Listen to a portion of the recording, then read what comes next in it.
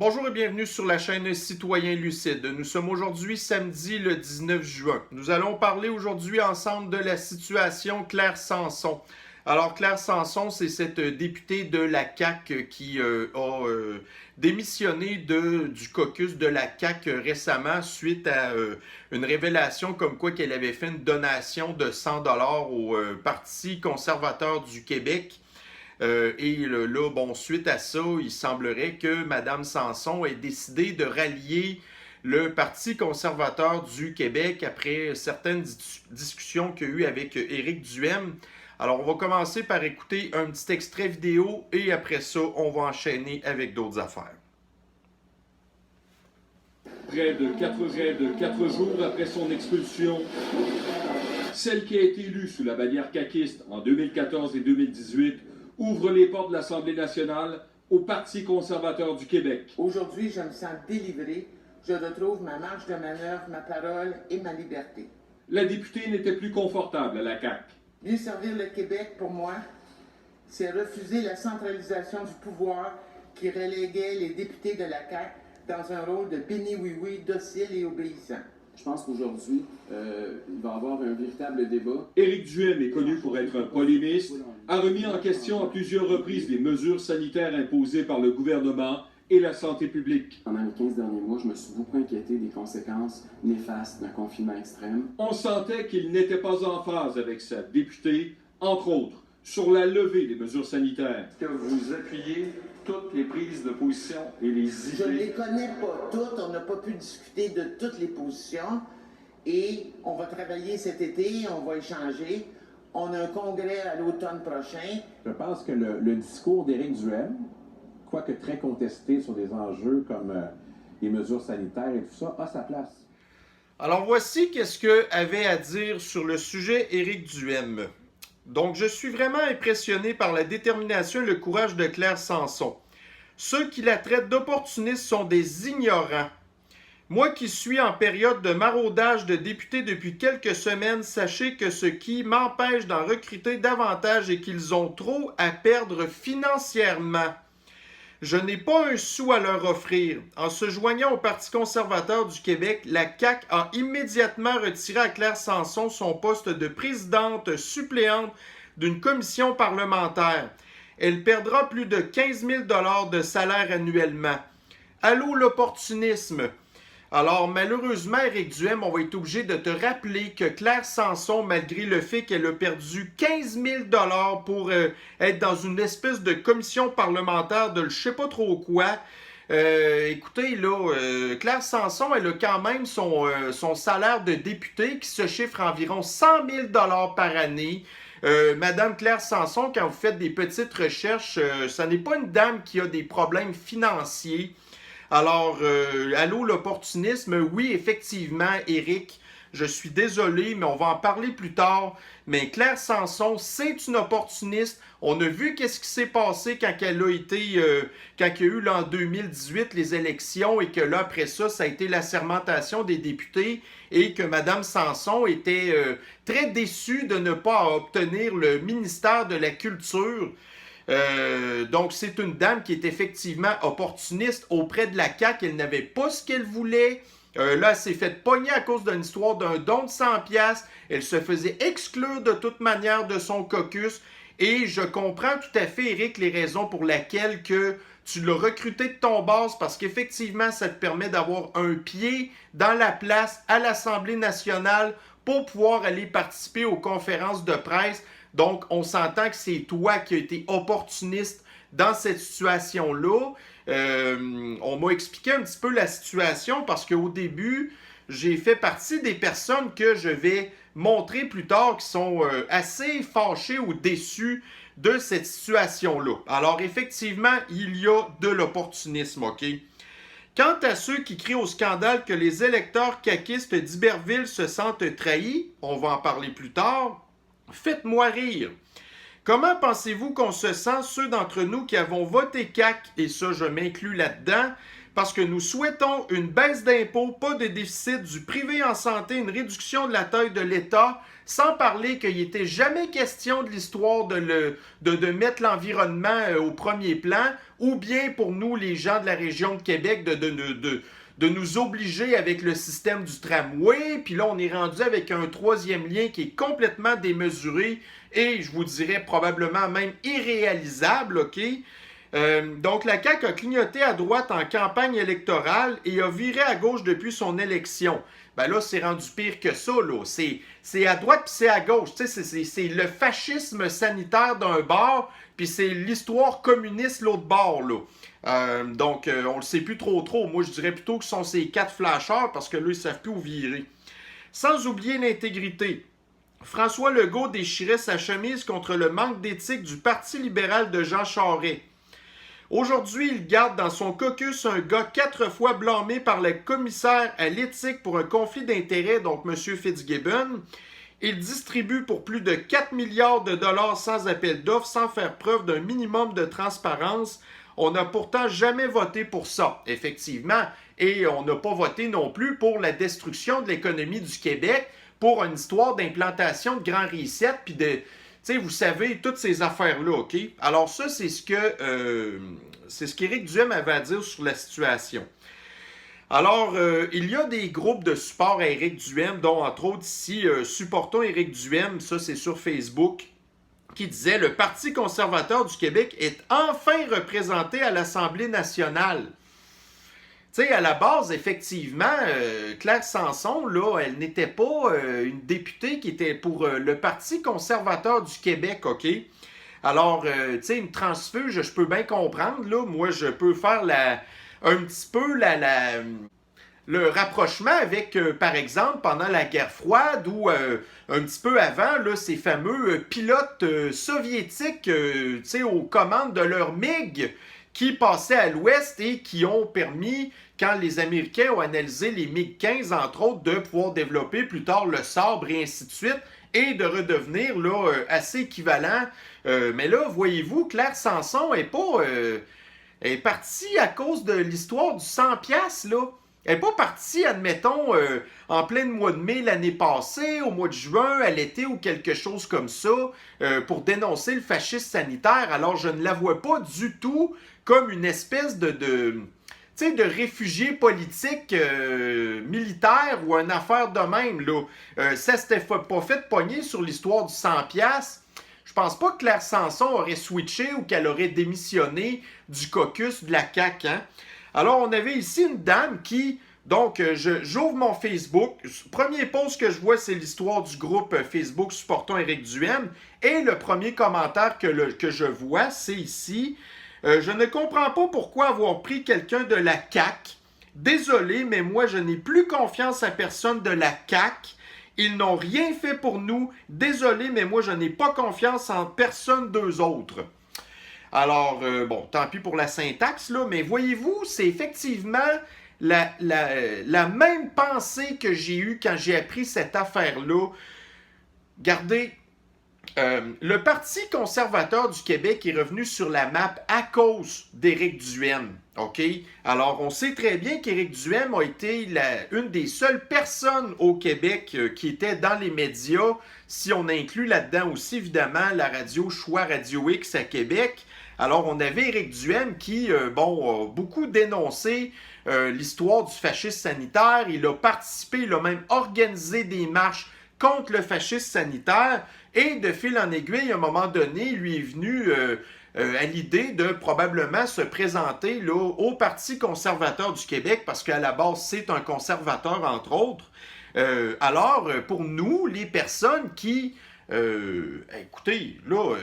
le PQ, le Parti libéral du Québec, la CAQ, c'était tous des partis corrompus. Pendant le fascisme sanitaire, on s'est rendu compte qu'ils étaient tous ensemble.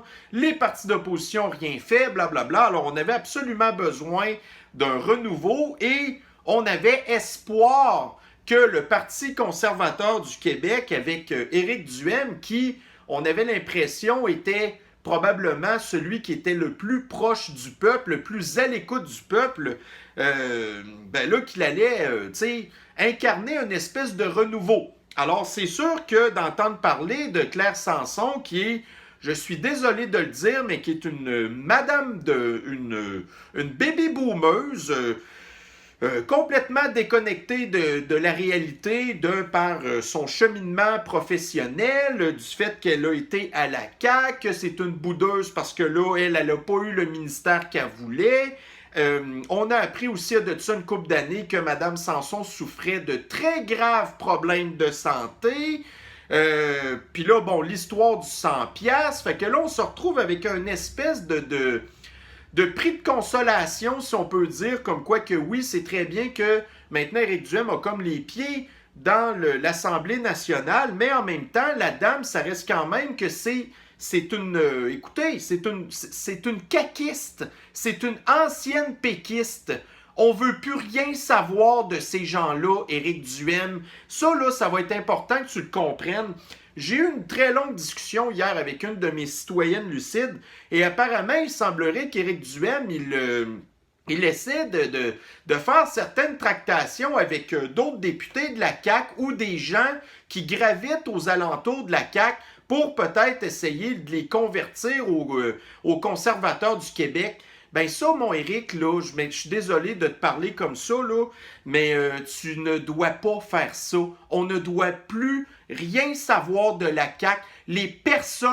Toutes les personnes qui ont travaillé à la CAQ sont des fascistes. Ils ont fait partie du fascisme sanitaire, la dictature sanitaire, appelez ça comme vous voulez. Ces gens-là n'ont absolument rien fait. Et peu importe le fait qu'ils avaient peur de Fasciste Legault, de Himmler-Dubé, de Sergent Guilbeault, de n'importe quelle autre espèce de maudite organisation professionnelle comme le Collège des médecins ou le système de l'injustice du Québec sont maintenant aussi pires que, on s'entend, là, que les magistrats pendant le temps là,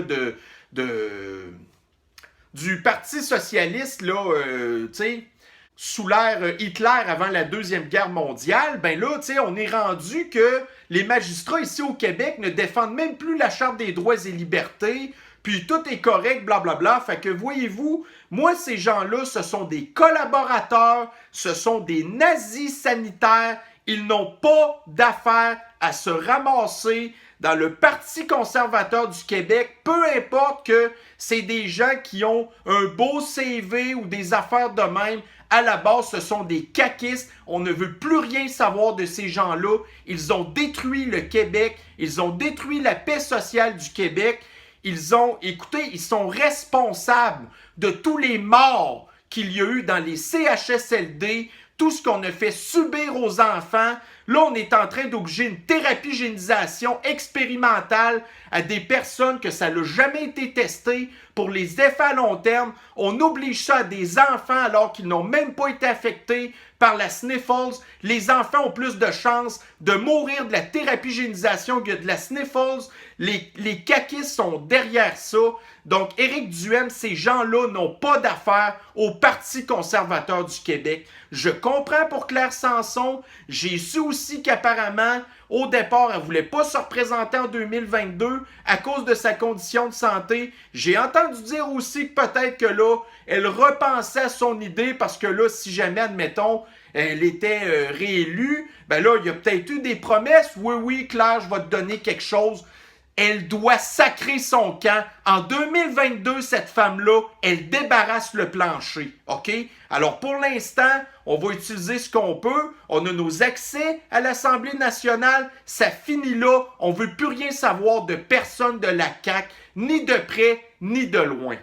Alors, ça, c'est mon opinion sur le sujet. Mais on va voir qu'est-ce que les électeurs, donc les électeurs de Claire Sanson, dans le comté d'Iberville, là, je pense que c'est dans Saint-Jean-sur-Richelieu, ça là. Donc, les gens ont voté pour la CAQ. Donc, on va vous passer au cash aussi. Alors, nous allons, le Journal de Montréal ici. Les électeurs de Claire Sanson sont en colère. Bon, alors, checkez, vous là, ça va pas bien vos affaires, OK? Tu sais, on dit qu'on souhaite pas de malheur à personne, là, mais il y a certaines fois que je vous dirais qu'on le voit autrement. Alors, des électeurs de la circonscription d'Iberville, en Montérégie, se disent mécontents de leur député Claire Sanson qui est passé de la coalition Avenir Québec au Parti conservateur du Québec sans même les consulter. Est-ce qu'il y a beaucoup de députés qui consultent leur personne? Les députés, là, depuis l'année passée, tous partis confondus, qui ont dû recevoir des centaines de milliers d'appels de leurs électeurs mécontents en rapport avec le fascisme sanitaire, les commerçants, n'importe qui, n'ont absolument rien fait pour défendre leur population, alors sans les consulter. Pensez-vous vraiment que Claire Sanson, qui était dans un parti de fascistes, qui s'est fait sacrer d'or pour une affaire de 100$, qu'elle allait vous consulter, vous attendiez à quoi? Alors, le journal s'est rendu à Iberville, un secteur de la ville de Saint-Jean-sur-Richelieu, pour discuter avec plus d'une vingtaine de citoyens. Bon, les citoyens, c'est tel que tel, et aussi des commerçants. Ils déplorent tous l'attitude de Claire Sanson, devenue transfuge conservatrice cette semaine. La députée se présentait jusque-là sous la bannière de la CAQ depuis 2014 dans la circonscription d'Iberville. Alors, nous avons ici le petit boomer, M. Richard Mignot, qui aurait aimé être sondé par sa députée avant qu'elle change de parti. Alors, M. Mignot, qui a de l'air d'être dans un commerce, qui doit faire partie probablement de ces hommes démasculinisés, qui ont été terrorisés par la sniffles, qui a été un covido-anxieux, qui est devenu un varianto-anxieux, qui est désormais un varianto-psychosé. M. Mignot, est-ce que vous avez été thérapie génisée? On le sait pas. Ils n'ont pas voté pour les conservateurs. Ah oui? Et quand vous avez voté pour la CAQ, est-ce que vous aviez voté pour le fascisme sanitaire?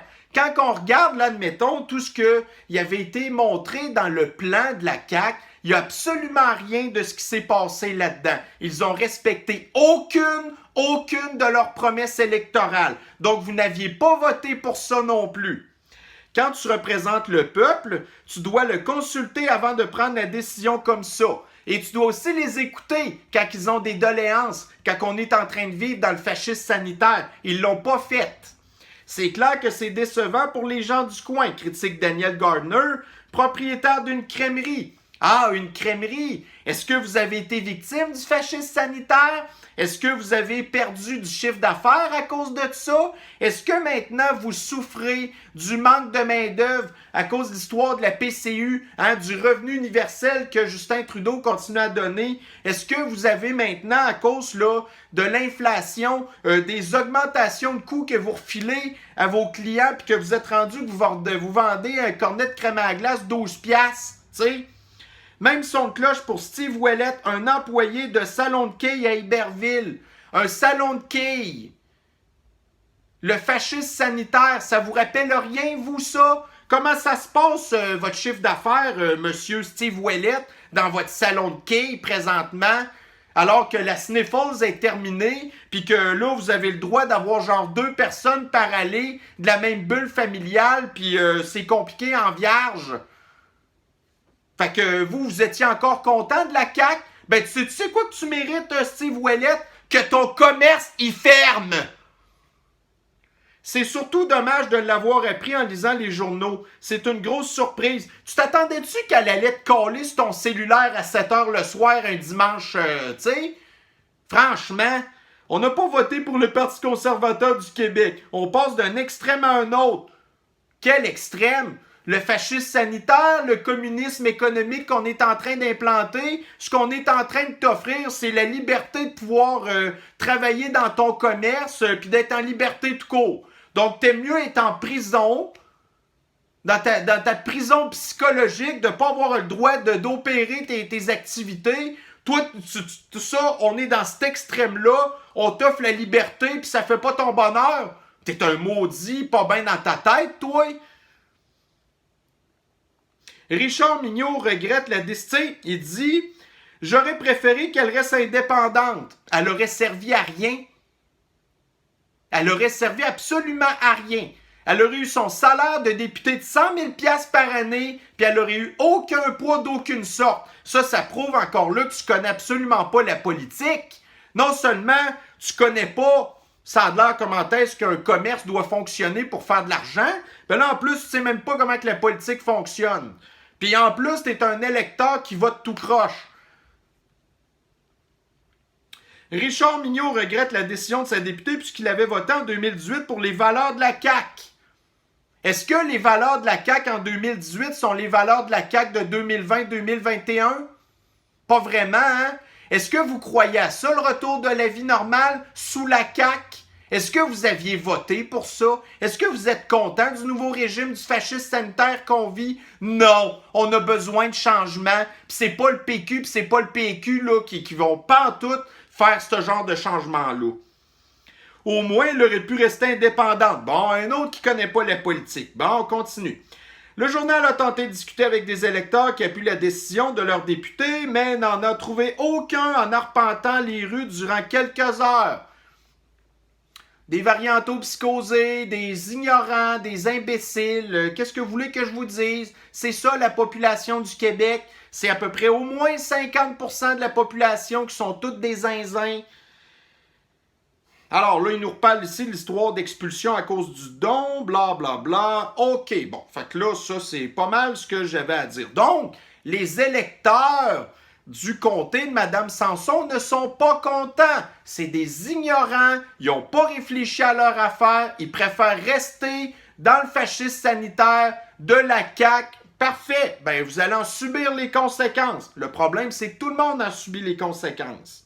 Alors, grosso modo, c'est ce que j'avais à dire sur le sujet. Alors, je comprends et je me réexplique que dans ce cas-ci, le fait d'avoir le pied dans la place de l'Assemblée nationale, OK, ça passe, mais c'est tout.